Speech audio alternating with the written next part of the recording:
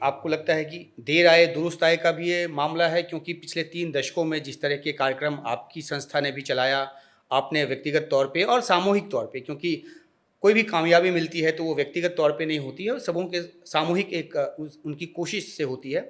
तो आपको लगता है कि अगर 90s में ये लागू हो जाता और जिस तरह के कंसर्न उस समय दिखाए गए थे, अगर मैं नाम ले सकूँ शरद यादव जी का, जिनका वो एक बयान काफ़ी उस समय के हिसाब से कहें, उस समय तो सोशल मीडिया नहीं था, लेकिन बहुत वायरल हुआ था, बिना सोशल मीडिया के भी वायरल हुआ था, परकटी महिलाओं वाला।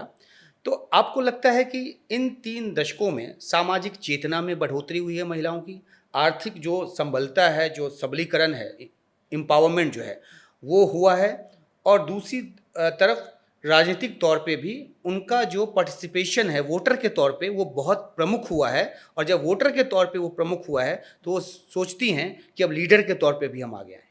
बिल्कुल, आपने जो ये एनालिसिस की बिल्कुल सही है कि जो महिलाएँ आज हर तरफ से सबल होकर के एम्प्लॉयमेंट के क्षेत्र में देखिए, बड़े-बड़े कंपनियों में, बड़े-बड़े आईटी सेक्टर में, जो भी आप किसी भी सेक्टर का देखिए हाल, वहाँ पर औरतें काफ़ी अधिक संख्या में हैं और नेतृत्व भी कर रही हैं। हालाँकि उनको उतना मौका वहाँ भी नहीं मिला है, फिर भी वो अपनी सबल भूमिका निभा रही हैं। उसी तरह से राजनीति में जैसा बिल्कुल ठीक देखा गया कि राजनीति में भी महिलाएं आगे आ गई और उन्होंने ना सिर्फ और ये भी देखा कि जहाँ सोशल गुड्स की जहाँ तक बात है और इंफ्रास्ट्रक्चर डेवलपमेंट की बात है, जहाँ जहाँ औरतों का नेतृत्व ज़्यादा होता है वहाँ वहाँ उसमें विकास होता है, स्पष्ट रूप से देखा जाता है। इसमें कोई कितने शोध हुए हैं दुनिया में, आप देखिए जो स्कैंडिनेवियन कंट्रीज़ हैं वहाँ बहुत वर्षों पहले से ये देखा गया कि औरतें नेतृत्व में लाई गई, बराबरी पर लाई गई और अब वो ज़्यादा हैं।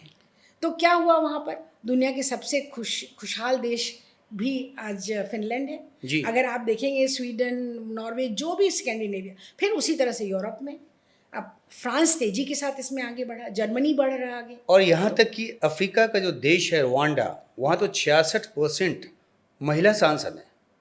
बिल्कुल, क्योंकि रुवांडा में तो देखिए नेतृत्व ही परिवार में भी महिला ही मुखिया होती है।